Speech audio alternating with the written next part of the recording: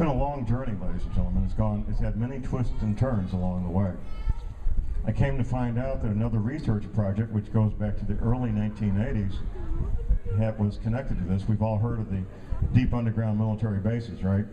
Most of us have. It turns out just outside my hometown of St. Louis, they built one of these. A place called Weldon Spring, Missouri. Early in World War II, the U.S. government, Department of Defense, they bought more than 1,000 acres in St. Charles County to build a munitions plant.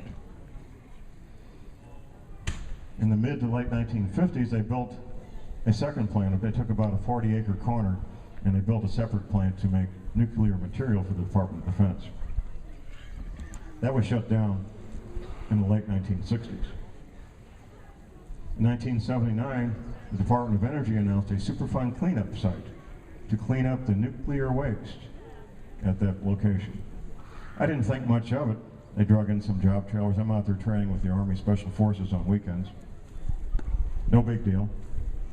And then they announced that they were going to shut down the entire 1,000 acres because of radioactive material. That was my first red flag. Myself and the other men I worked with, we were young men that could have children in the future. And to make sure we had children with arms instead of flippers, we brought our own Geiger counters with us. We didn't tell the Army, we didn't ask the Army. We just wanted to be sure we were safe. We never ever found anything above normal background radiation. So that was my red flag there, and I began my research because I knew that was a fabricated story, that there was radiation back there. Over the years, I interviewed and debriefed outside vendors that worked there. I interviewed employees who worked there. I did Freedom of Information Act requests. I took photographs on the ground. I took photographs from the airplanes. It was quite a research project for a lot of years. I heard that there was an inordinate amount of telephone lines going in there. Now this is a no big deal construction job site. This is all this is. Maybe 8 or 10 construction company job site trailers in there, some administrative personnel. Now before I tell you the rest of this particular story, you need to know that with modern digital technology, every hardline telephone line, I should say, can be used by 3 users at the same time, at least 3 users at the same time. That's modern digital technology.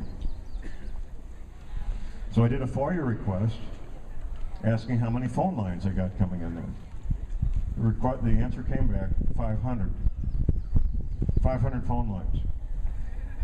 I located and debriefed 3 commercial construction supervisors, job site supervisors. I said, in your 30 or 40-year career, what's the most phone lines at any job site you ever had at the largest commercial construction job site? The answer from all 3 men independently was 50.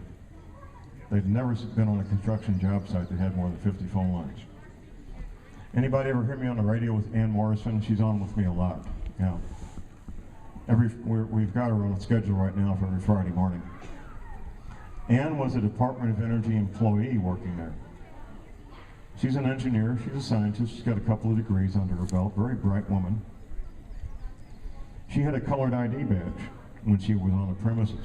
A colored ID badge that would let her go in some parts of the administrative building and prohibited her from other parts of the administrative building. Now, why would you prohibit your own employees from certain parts of a no big deal administrative building for a no big deal construction job site? Why would you do that? Why would you have that kind of compartmentalization? That's what you do when you're trying to keep secrets. And let me assure you, the government is very, very good at keeping secrets. I'll hear people say, well, an outfit as big as the federal government, they can't keep secrets. Excuse me, you ever hear of the Manhattan Project? What was it, 250,000 men and women worked on the Manhattan Project, including my father and my grandfather down at Oak Ridge, Tennessee. They were plumbers. My grandfather had a certificate allegedly signed by Harry Truman, thanking him for working on the Manhattan Project. He kept it on his garage wall. That's what he thought of that. But yeah, 250,000 people worked on the Manhattan Project to build atomic weapons. Very, very few had any idea what they were doing. It's called compartmentalization. That's what you do when you want to keep secrets. I've interviewed CIA people who are moving from Langley, Virginia to Denver. They don't have a clue why they're moving. They're told if you want a job, if you want a pension, pack your bags, get on the road, go to Denver. Compartmentalization, it's very, very effective. Some of the men who have inside knowledge of this, guys my age in their 50s and the early 60s, they'll say things like, I'm too old to learn how to live all over again. I'm just too old to learn how to live all over again. I know men who have access to these underground facilities that refuse to go there. They don't trust the engineering. They don't want to be there with those folks. They're going to do their own thing, like many of you are doing. So what are we looking at? We're looking at these oceans coming out of their basins. One of the disadvantages I had was the men I was debriefing, these submarine veterans, they were the guys in the folding chairs in the audience, just like you are. They weren't the scientists who knew the inside information. They were just told a little bit about what would happen. They weren't told why. So it was a serious disadvantage. It caused me a lot of extra work. So I'm trying to figure out, it took me a better part of a year, where's this water going to come from so quickly? Melting ice ice can't melt that fast because they're talking about it, the ocean's coming up in 30 days or less when it finally gets going. It couldn't be melting ice. The answer is pretty simplistic, and everybody in every geology department and oceanography department in every university knows the answer. They measured sea level at Cornwall, England. They just took a big rock at the edge of the ocean, they put a horizontal line on it, they said that this is sea level at Cornwall, England. It's been that way for a couple hundred years. It turns out when you get to the equator and you go 1,000 miles north or 1,000 miles south, there's a bulge of water almost 500 feet above that line on that rock in Cornwall, England, held in place by gravity and the rotation of the Earth. Anything that disrupts the rotation of the Earth more than a couple of degrees is going to disrupt all that water. That's where the water is going to come from. That's where the flooding is going to come from on all these coastal areas in the Mississippi Valley. Let's talk about the Mississippi Valley a little bit. We have something called the New Madrid Seismic Zone. In the period of 1811, 1812, there were hundreds and hundreds of earthquakes during that winter. 3 of them were strong enough to ring church bells near the East Coast. One of them made the Mississippi River run backwards for more than a day. And of course, in 1811, 1812, Missouri was not even a state. It was basically some French fur trappers and the Osage Indians. That was about it in Missouri. Illinois had a little more development because it was east of the Mississippi River. The U.S. Navy, not John Moore, the U.S. Navy says that once the weight of that water is pressing down on the New Madrid Seismic Zone, it's going to trigger 3 9-point plus earthquakes. And that'll get your attention. Earthquakes have been in the news a lot recently. I see a lot of gray hair out here, at least as gray as mine.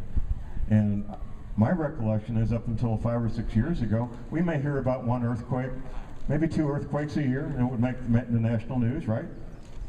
What is it now? Every week? Every other week? In my paper, No Need for Panic, I said what would happen in the future.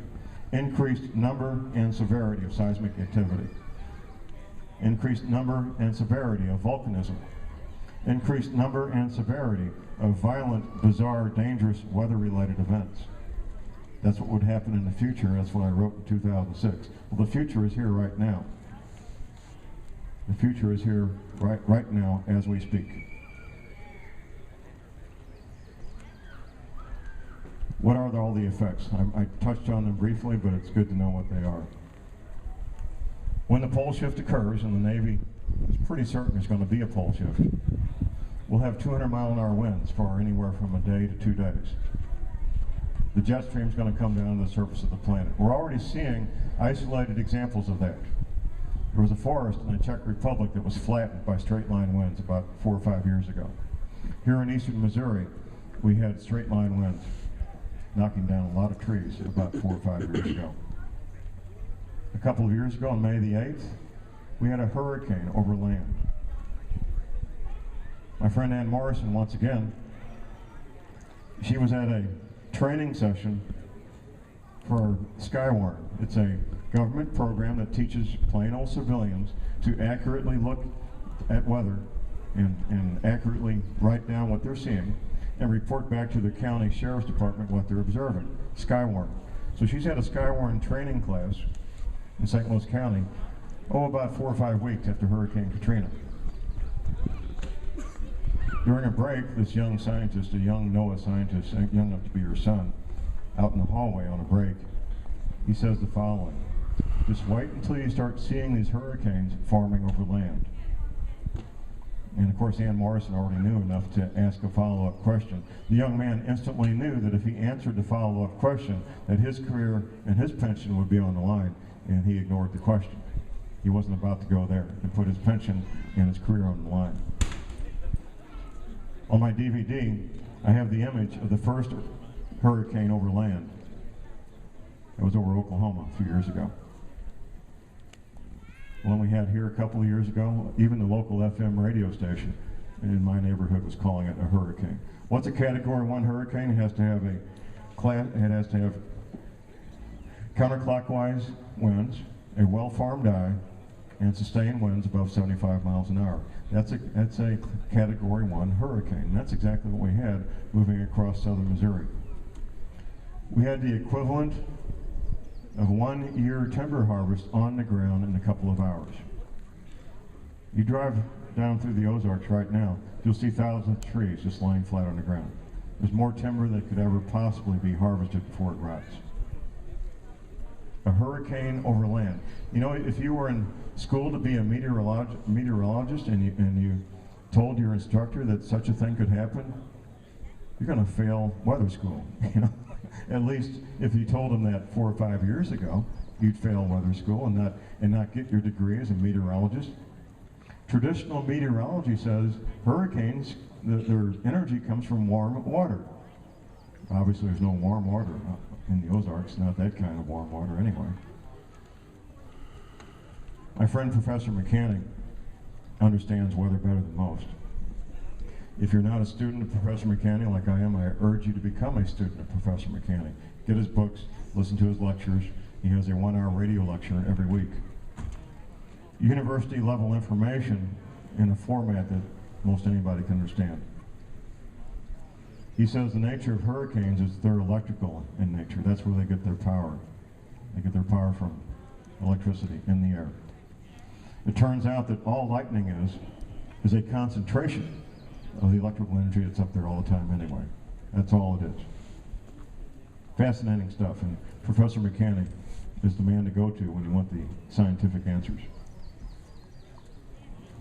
The U.S. Navy designated not only the Arkansas-Missouri Ozarks, but also the border area of Montana and Wyoming as a designated safe area. Way too close to Yellowstone to suit me, but if you want to go there, you know, and deal with Yellowstone. Nothing we can do to stop this. We can mitigate it by doing what we can. Let's come back to the Gulf Stream a little bit. One of the problems in dealing with this is when you start talking about a 10th planet in science and astronomy, people's eyes kind of glaze over. And they want to hear about an authority. They want to hear credentials. You start talking about looking at stars, they want to hear about credentials. I was looking for a man with impeccable credentials that could talk about the 10th planet, and I finally found him. And he made a permanent record on video. Now, Greg, if you're going to draw a paycheck for looking at stars, how is this for credentials? Supervising astronomer of the United States Naval Observatory. You think there's any more upward mobility in that career path? Hardly. You're at the top of the heap. If you're the supervising astronomer of the United States Naval Observatory, your career is about as high as it's ever going to go. Dr. Robert Harrington, supervising astronomer of the United States Naval Observatory. He was interviewed in his office at the United States Naval Observatory in Washington, D.C. by Zachariah Sitchin in the late 1980s. In that interview, I hope I don't trip over this wire. In that interview, he talks about the 10th planet as a matter of scientific fact, not scientific speculation. He talks about its size, 3 to 5 times the size of Earth. He says that it has a far larger iron-nickel core, giving a lot more bang for the buck in terms of its effect on our planet, the other planets, and our sun. And then he draws its orbit, which is just about the exact same orbit that Zecharia Sitchin found from studying the 5,000-year-old Babylonian clay tablets. Just about the exact same orbit. A few weeks after that interview, Dr. Harrington stated that he was going to pack up equipment, go to the Antarctic, and look at this thing himself. Now you see this man on this video, you see a man, maybe in his late 40s, early 50s, a healthy, vigorous, strong man. A few weeks after he made that announcement, he was dead, allegedly from a fast-acting form of cancer. I say allegedly. His obituary, very strange obituary. I've never seen an obituary quite like this. His obituary, which I'm sure was written by a government official, said, Dr. Harrington, near the end of his career, had given up his search for the 10th planet. His top research assistant never said anything publicly about the 10th planet again. He got the memo. He got the memo loud and clear. My friend John DiNardo likes to republish frequently the New York Times newspaper article about the 10th planet from the early 1980s, written by one of the New York Times science editors. He publishes that and distributes it quite freely and quite readily. One of the things about scientists is they spend most of their lives doing not very fun things, and when they discover something really, really important, they're very proud of what they've done, and they want to share that knowledge with as many people as possible. So what happened in that period of time was these scientists were really happy and pleased with what they found, and they went public with press releases before the NASA top officials could get them shut down. But thank goodness this New York Times science editor got a hold of it and published it, so it's a permanent record in the New York Times of the scientific realness, the scientific fact of the 10th planet. Now that the Gulf Stream has stopped, I don't need to talk so much about the 10th planet anymore. My boss, John Statmiller, really doesn't like to hear about it. He tolerates it. He really doesn't want to hear about it. John's a very tolerant man in a lot of ways. But now that the Gulf Stream has stopped, I really don't need to spend too much time talking about the 10th planet. Now I've got verifiable scientific evidence that anybody with internet access can go and look at this at the Navy website. Anybody pay attention to what was happening in the winter in England, Ireland, and Scotland? Oh my goodness. People in Ireland standing in line to get fresh water because their pipes were frozen. The pipes under the ground were frozen. Now in this area, we bury the pipes, about 18 inches deep to deal with cold weather. A lot of their pipes in Ireland weren't even buried at all. They'd come up out of the ground on the outside of the house and go in about 3 feet high. That's why you build homes in Key West. They're not used to serious winter in Ireland, so they don't bury the pipes deep enough. They ran out of what they call grit before the end of December. By the end of the first or second week of winter, which winter begins, of course, December 21st, they ran out of salt and sand or whatever they put down the roads out there because of unprecedented snowfall and ice. Now, Greg, if you're going to build an airport like Charles de Gaulle Airport in Paris, you're going to get the best engineers, you're going to get the best architects that money can buy, right? I mean, it's a really big deal to build a multi-million-dollar major airport. And if you think it's ever, maybe even could snow, you know, you're going to take care of engineering for a snow load. Of course you are. You know what? It never snowed in Paris before this winter. They had snow in Paris that caused them to nearly shut down part of the airport because they thought the roof was going to collapse from the snow load.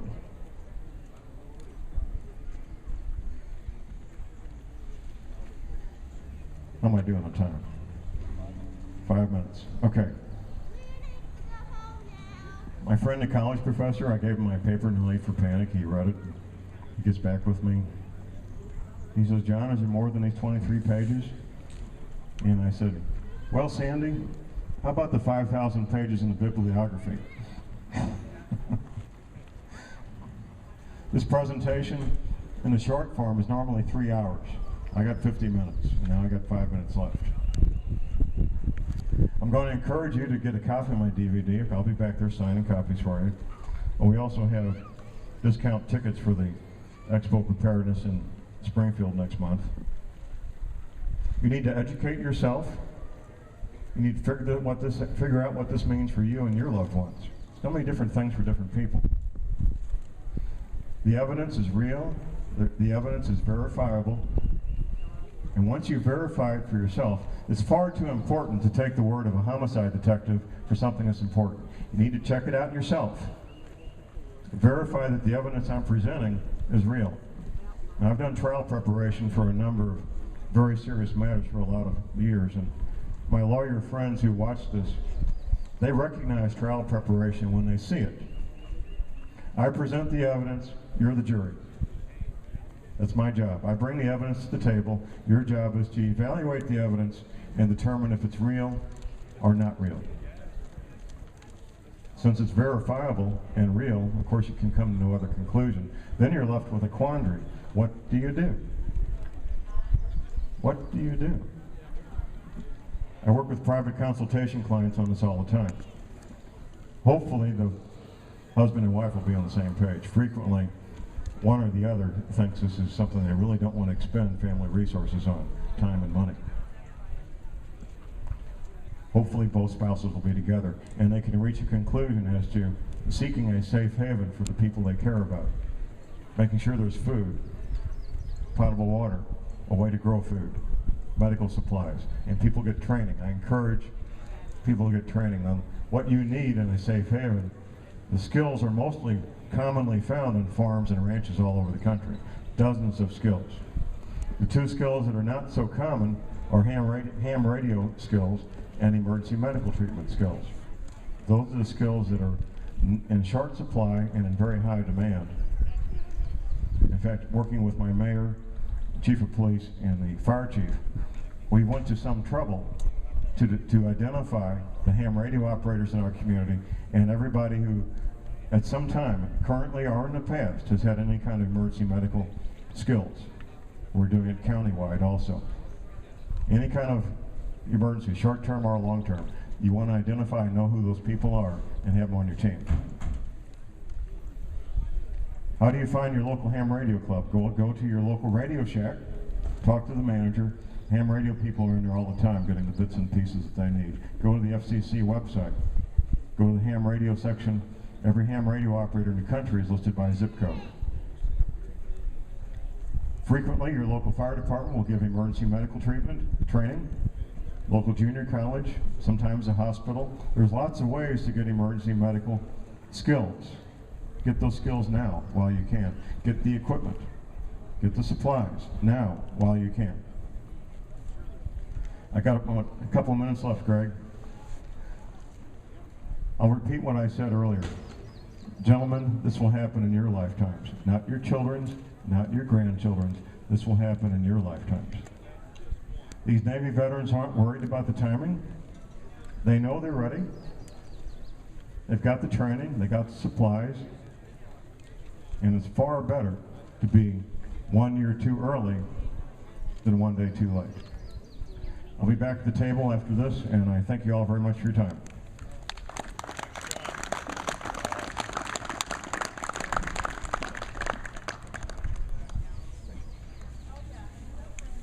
Well, there you have it. If there was no other reason at all, and there have been many, and there will be more, but if there's no reason at all to come to this field of dreams, it was for that message right there. Look, I don't know if you're broad-shouldered enough to take some ribbing, people getting in your face and not being so kind. What are you doing this weekend? Well, I'm going to run over to rural Jeff City and go to a little preparation school. Look, you got to make the decision. I choose to err on that side of provision. What tells me that? I have been through a tornado. That alone is enough for me. But now as we enter this period that is closing in on us, as John just so well described, what are you going to do to flesh out your plan?